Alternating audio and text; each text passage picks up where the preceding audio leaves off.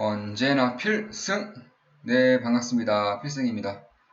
최근 들어서 주가가 급락을 하고 있습니다. 특히나 오늘 같은 날은 이 개인 투자자 입장에서, 특히나 최근에 매수를 시작했던 개인 투자자 입장에서는 굉장히 공포스러웠을 수 있겠다. 저는 이런 생각을 하고 있습니다. 특히 이번 하락을 이끈 주도주들이 이 반도체 업체들이죠. 반도체 종목들이 대거 폭락을 하면서 개인의 입장에서는 슬슬 이제 공포심을 느낄 구간이 어느 정도는 다가오고 있다. 이렇게 생각을 하고 있습니다. 지금 코스피 같은 경우는 5%가량 하락을 했지만 코스닥은 7% 이상이 하락했죠. 7% 이상 하락한다는 것은 전 세계 주요 증시에서도 압도적인 하락률을 보이고 있는 것이고요. 최근에 많이 올랐기 때문에 이런 하락률을 보이는 것이라고 생각을 하고 있습니다. 저 역시나 이번에 멤버 전용 방에서, 그러니까 멤버 전용 커뮤니티 글이라던가 혹은 멤버 전용 라이브 방송 때 현금 보유를 꽤나 강조했었습니다. 저번 주부터 꽤나 강조를 드렸었는데, 실제로 이 멤버 전용 영상에서도 현금 보유를 해야 할 때다. 그 근거에 대해서도 아주 자세하게 말씀을 드렸었고, 이 커뮤니티 글에서도 땡땡 종목 비중 절반 수익 실현했습니다. 조금씩 현금 보유 늘리랍니다. 저번 주에 썼던 글이고, 또 땡땡 종목 필승 포트에서 제외시키겠습니다. 전량 매도하였습니다. 역시나 수익 실현한 것이고 현금 보유를 점차 늘리기 위한 그런 것들을 이제 시행을 한 것입니다. 이번 주 토요일에도 이제 멤버 전용 방송을 했었고 저번 주 주말에도 멤버 전용 방송을 했었는데 대략 한 30분 정도를 이제 현금 보유에 대한 생각을 말씀을 드리고 이제 필승 포트, 그러니까 제가 매도하고 있는 그런 종목들에 대한 생각, 그리고 우리 멤버분들의 그런 질문을 받으면서 1시간 반에서 1시간 정도를 이제 방송을 했었던 것으로 나타나고 있습니다. 저번 주 토요일 멤버 전용 방송 지전에도 역시 현금 보유, 라이브 방송 때도 그랬지만 최근 들어 멤버 전용 영상과 글에서 현금 보유를 강조했었죠. 이런 것들을 좀 써드리면서 사실상 현금 보유를 이제 어느 정도 하고 있기 때문에 저는 기회라고 보고 있습니다. 오히려 기회로 보고 있고, 그렇다면 왜 저는 이 멤버들에게 현금 보유, 그러니까 현금을 늘려야 할 때라는 것을 강조를 했을까? 저는 이 주식이야말로 사람의 심리가 가장 아주 직접적으로 나타나는 그런 시장이라고 생각을 하고 있습니다. 그래서 이 사람의 심리를 어느 정도 캐치할 수만 있다면 주식을 사야 할 때인지 주식을 팔아야 할 때인지는 꽤나 높은 확률로 이제 맞출 수가 있게 되는 것인데요. 그 지표로서는 저는 이 두 가지 지표를 꽤나 신뢰하고 있고, 그리고 이 지표를 말미암아 이제 매수할 때와 매도할 때를 어느 정도는 캐치를 해내고 있습니다. 3월 19일 때에도 강력하게 매수할 때라고 말씀을 드렸었죠. 그때도 역시나 이러한 이제 것들을 좀 보면서 이제 말씀을 드렸던 기억이 있습니다. 그건 좀 이따가 보여드리기도 하고요. 일단 제가 가장 이제 즐겨보는 지표 중에 하나는 바로 이 선물 옵션 지표입니다. 그리고 그 전에는 신용장고. 이 신용장고는 투기죠, 투기. 그러니까 인간의 탐욕을 보여주는 장고입니다. 이 신용장고가 증가한다는 것은 탐욕의 크기가 그만큼 증가한다는 것이고, 대출의 크기가 증가하기 때문에 그 이상의 매수를 할 수 있는 세력의 힘이 약해진다는 것입니다. 그래서 어느 것도 이제 한쪽으로 기울면 다른 쪽으로 다시금 쏠리는 현상이 나타나기 때문에 이제 매수를 많이 하면 많이 할수록, 그러니까 매수를 할 수 있는 힘이 줄어든다는 것은 그만큼 매도를 해야 할 때가 다가오고 있다는 것이죠. 이 신용장고라는 것은 증시 예탁금과는 전혀 다른 성격입니다. 예를 들어서 아무리 100억이 있고 1000억이 있다 한들 주식에 관심이 없다거나 지금 당장은 주식을 살 마음이 없는 사람이라면 주식이 오르든 말든 그 돈을 안 써요. 주식시장에 투입하지 않습니다. 그런데 이 신용장고라는 것은 아무리 돈이 없는 사람이더라도 대출을 땡김으로써 주식을 사는 그런 행위를 말하는 것이기 때문에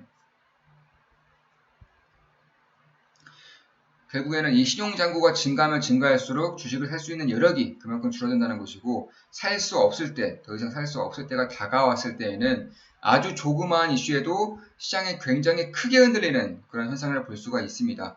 특히나 이 FOMC라던가 혹은 미국, 중국, 아니면 대한민국에서 어떠한 그룹 전체가 흔들린다거나 이러한 이슈가 터질 때면 신용장고가 높으면 높을수록 이런 식으로 급락하는 경향이 그대로 나타나고 있습니다. 이번에도 이 신용장고가 전고점을 돌파하고 있었기 때문에 저는 이러한 부분을 들어서 멤버들에게도 좀 종목을 좀 줄이면서 특히나 자신이 확신하고 있지 않은 종목들을 대거 비중을 줄임으로써 현금 보유를 해야 한다고 저번 주부터 강력하게 제 말씀을 드렸던 것입니다.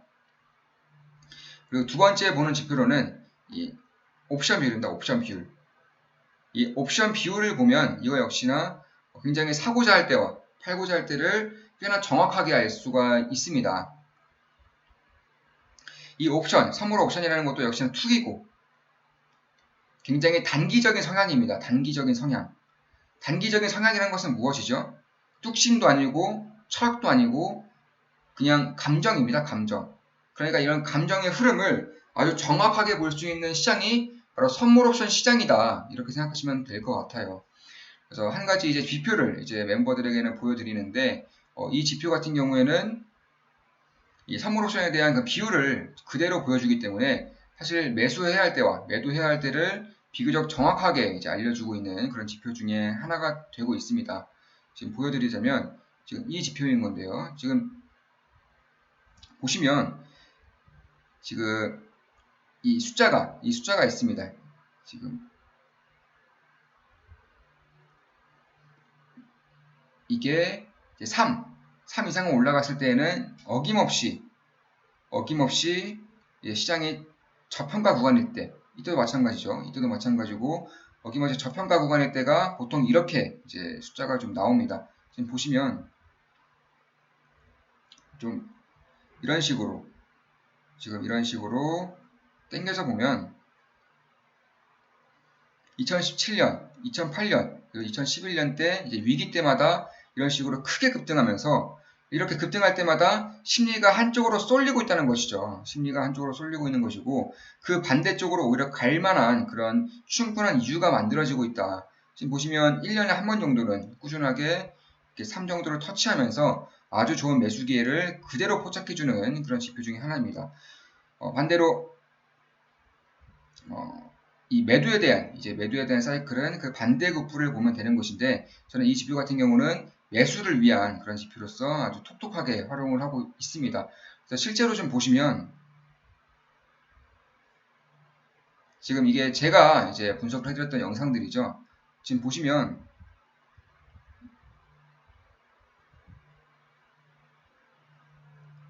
이런 식으로 코스피 코스닥 폭락 탐욕을 부려도 괜찮다. 몇 없을 기회 3개월 전이니까 대략 저점 부근이겠죠. 메가트렌드 1등 기업에 투자하라. 포기할 필요 없는 이유 이런 식으로 말씀을 드리면서 아주 강력하게 지금 팔 때는 아니라는 점을 말씀을 드렸습니다. 물론 제 모든 영상은 매수 매도 추천은 아닙니다. 지금 보시면 지수가 대략 한 1461이죠. 최저점 부근에서 이런 식으로 말씀드릴 수 있었던 이유 가장 강력하게 말씀드릴 수 있었던 이유는 결국 물론 제가 보는 이런 감이라던가 혹은 시장이 돌아가는 그런 흐름 그리고 지금 시장에 풀릴 준비를 하고 있는 이때는 풀리고 있었던 것이 아니고 풀릴 준비를 하고 있는 어마어마한 유동성이 저에게는 오히려 탐욕의 기회로 다가온 것이고 그렇기 때문에 이렇게 좀 말씀을 드릴 수가 있었던 것입니다. 탐욕을 부려도 괜찮다. 1등 기업에 투자하라. 포기할 필요 없는 이유 이런 식으로 지속적으로 이제 말씀을 드렸었습니다. 그렇다면 지금은 그 탐욕을 부려도 될 때인가? 혹은 오히려 겁을 먹고 도망을 쳐야 할 때인가? 이것을 좀 말씀을 드릴 필요가 있다고 생각하고 있어요. 일단 결론부터 말씀을 드리겠습니다. 저는 이번 주종은 굉장히 좋은 기회로 다가올 수 있다. 좋은 기회가 될 수 있다. 그런데 핵심은 몇몇 기업만, 몇몇 업종과 기업에서만 좋은 기회가 될 수 있다고 생각을 하고 있어요. 일단 지금 시장이 어느 정도는 좀 위험한 그런 구간인 것도 사실 신용장부라던가 선물옵션인 단기적인 투기적인 매매로 이제 말씀을 드렸었지만 이 좀 장기적으로 봤을 때, 중장기적으로 봤을 때에도 이 파산 기업이 생각보다 늘질 않습니다. 그러니까 2008년이라던가 혹은 1998년 이때는 대기업이 많이 무너졌죠. 2008년에는 서브프라임 모기지준을 터지면서 대형 은행들이 많이 무너졌고 1998년에는 아시아의 글로벌 기업들 혹은 아시아의 2등, 3등 기업들이 대거 무너지면서 이 파산을 또 불러일으키는 이러한 현상을 보였었습니다. 지금 같은 위기에서는 지수는 그때보다 더 급락을 했었음에도 불구하고 파산하는 기업이 없어요. 그러니까 이러한 지지부진한 상황에서는 소비가 크게 올라와 주지 않는 이상 전체적인 기업의 이익은 이렇게 하향하게 되는 것이고, 만약에 이런 식으로 진행이 될수록 주가 역시나 꾸준하게 이렇게 하락세를 이제 보일 수 있는 그런 현상이 나타나는 것이죠. 다만 이제 큰 위기를 겪으면서 파산하는 기업이 많아질수록 살아남은 기업은 소비가 많이 늘지 않더라도 이익이 급등하게 되는 이런 현상이 생기면서 굉장히 몇 없을 큰 기회가 이제 만들어졌던 것입니다. 그래서 1998년에도 그렇고 2008년에도 신흥부재가 아주 많이 생겨났죠.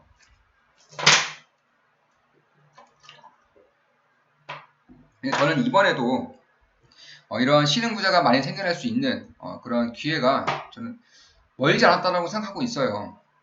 일단 가장 단편적으로 좀 말씀을 드리자면 세상에 풀리는 돈이 어마무시합니다. 이 세상에 풀리는 돈을 다 합치면 전 세계에 있는 회사채 채권들을 우량한 채권 기준입니다. 우량한 채권들을 전부 다 매입해도 돈이 남을 정도의 그런 수준의 돈이 풀리기 때문에 이 돈들이 어디로 갈 것인지만 제대로 파악한다면 저는 부를 이루지 않기가 오히려 힘들다, 개인적으로 이렇게 생각하고 있고, 사실 저 개인적으로는 하루하루가 설레어요.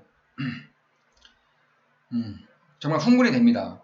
얼마나 더 떨어질지는 관심도 없어요. 사실은 어떤 기업이 살아남을 것이고 어떤 기업이 이 어마무시하게 풀리는 돈들을 잡아먹을 것인가, 저는 이거에서만 관심이 있지 주식이 언제 얼마큼 떨어지고 다시 얼마큼 반등하고 경기가 V자 반등인지 W자 반등인지 아니면 L자 완전히 폭락인지 이런 것도 관심도 별로 없습니다.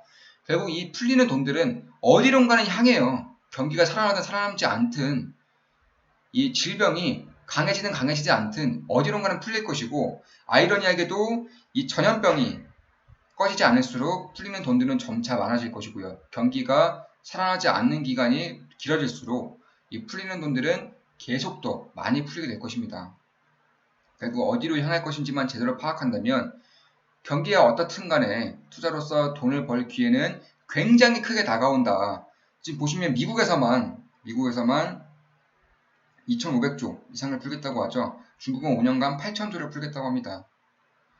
이 두 개만 합쳐도 1경이 넘죠. 이러한 경기부양책은 역사에 없었어요. 제2차 세계대전 이후 그때는 이제 정확한 통계치가 없기 때문에 어느 정도는 비교할 수 없는 것이 좀 아쉬울 따름이지만, 이때를 제외하고서는 그 어떤 시기에도 지금의 부양책과는 비교도 할 수 없을 정도로 약했습니다. 인도 역시나 1,600조를 풀겠다고 공식적으로 밝혔고요. 그렇게 보수적이던 유럽과 한국, 일본도 돈을, 그러니까 통화정책이 아니라 재정정책으로 돈을 직접적으로 풀겠다고 밝히고 있습니다. 이 이면에는 결국 고용률이 있는 것이고, 이 고용률은 필히 리쇼어링을 불러일으킬 수밖에 없습니다. 그러니까 중국에서 생산하는 것을 미국에서 생산하는 것이고, 베트남에서 생산하는 것을 유럽에서 생산하는 것이고, 중국, 베트남 이러한 인건비가 싼 곳에서 생산하는 것을 자국의 고용률을 살리기 위해서 미국, 중국, 일본 이러한 비교적 인건비가 비싼 국가들로 공장을 유치시키기 위해서 크나큰 노력을 하고 있는 것이죠. 그러니까 이런 과정에서 어떻게 되겠습니까? 인건비가 이렇게 오르는데 당연히 물가 오르죠. 물가 오르고 이 풀리는 돈들로 인해서 원자재 가격도 저는 어느 정도는 반등할 수 있을 것이라고 생각하고 있습니다. 그래서 이런 부분에 됐을 때 저는 절대 겁먹지 말라고는 이제 말씀을 못 드리겠습니다. 그 이유는 시장에 쏠리기 때문이에요. 그러니까 다 같이 가는 장이라면, 그러니까 제가 3월달에 말씀드렸던 것처럼 갑자기 급반등할 수 있는 그런 시기라면 그때처럼 강력하게 이제 말씀을 드릴 수 있을 것 같습니다. 다만 지금은 아직은 그런 상황은 아니고 조금 더 지켜보면서 어떤 기업이 이 어마무시하게 풀리는 돈들을 빨아먹을 것인가, 이거 좀 봐야 한다고 생각하고 있어요. 현재 SNS의 발달도 그렇고요. 성장 자체가 안 나오는 것도 마찬가지고, 그리고 돈들이 쏠릴 수밖에 없다는 점은 항상 생각을 하셔야 된다고 생각해요. 그러니까 이 종목이 좋다라고 소문이 나버리면은, 예전에는 뭐 입소문 아니면 전화로 이런 정도의 소문밖에 안 됐지만 지금은 그냥 인스타그램, 뭐 유튜브, 블로그 이런 곳에 올려버리면 순식간에 10,000명 이상이 봐버리는 그런 현상이 나타나기 때문에 그 10,000명은 또 자기만의 나름대로 노력으로 주위 사람들한테 퍼뜨리겠죠. 뭐 의도가 있든 의도가 없든 간에. 결국 이러한 식으로 종목은 빠르게 퍼지는 것이고 그 퍼지는 종목들이 결국은 수급이 몰리면서 버블이 만들어질지언정 오르는 종목들이 계속 오르는 그런 시대가 저는 열렸다고 생각을 하고 있습니다. 그래서 한번 오를 때 바로 매도를 하는 것보다는 그 종목의 주도주가 확실하다면 또 자신의 확신이 있는 그런 기업 중에 하나라면은 조금 더 끌고 가면서 이 버블의 영역까지 좀 가져가는 것도 괜찮은 흐름이 나타날 수 있겠다. 저는 이렇게 보고 있어요. 특히 지금 같은 저성장 시대에서는 모든 종목이 다 상승할 수가 없습니다. 저성장이기 때문에 기업들이 성장이 안 나오는 것이고 기업들이 성장이 안 나온다는 것은 기업이 성장하는 몇몇 기업들을 제외하고는 성장이 없다는 것이죠. 성장이 없다는 것은 주가 상승 역시는 없다는 것입니다. 그래서 이러한 것을 봤을 때 이 FOMC의 파월 의장도, 페드의 파월 의장도 완벽하게 지금 다시금 180도 입장을 선회시키고 있고요. OECD 역시나 V자 반등은 없다라고도 이제 밝히고 있습니다. 다만 이러한 것은 부차적인 이유일 뿐이고 결국 이러한 것들이 점차 강화되면 강화될수록 풀리는 돈들은 많아진다는 점, 그 풀리는 돈들이 어디로 향할지를 반드시 파악을 해야 되는 부분이 저는 있다라고 생각해요. 그래서 그러한 부분을 항상 이제 분석을 하시고 지켜보시면서 투자하시기를 바라겠습니다. 저 역시나 이러한 부분에 있어서 캐치를 하실 수 있도록 시대 흐름을 놓치지 않도록 제 구독자분들을 위해서 노력을 많이 하고 있습니다. 시대 흐름을 놓치지 않기 위해서 꾸준히 저 역시나 노력을 하겠습니다. 물론 제 모든 영상은 매도 추천은 아니죠. 다만 참고를 하신다면 분명히 도움이 될 것이라고 개인적으로는 확신을 하고 있습니다. 자, 방송 마치겠습니다. 지금까지 시장에 대한 분석이었고 조정이 어느 정도까지 어디까지 나타날 수 있을지는 아직은 지표라던가 아니면 제 생각도 마찬가지이고 어떠한 그 시그널이 아직은 나타나지 않기 때문에 조금 더 지켜봐야 한다는 점은 저는 입장을 좀 관철시키고자 합니다. 다만 그렇다고 해서 기회가 없는 것은 절대 아니고요. 이 풀리는 돈들이 어디로 향할지, 그러니까 시대의 흐름이 어디로 향하는지만 파악할 수 있다면 저는 부를 이루지 않기가 오히려 더 힘들다라고 생각을 하고 있어요. 자, 여기서 방송 마치겠습니다. 앞으로도 좋은 분석으로, 좋은 기업 분석으로 찾아뵙겠습니다. 필승이었습니다. 필승!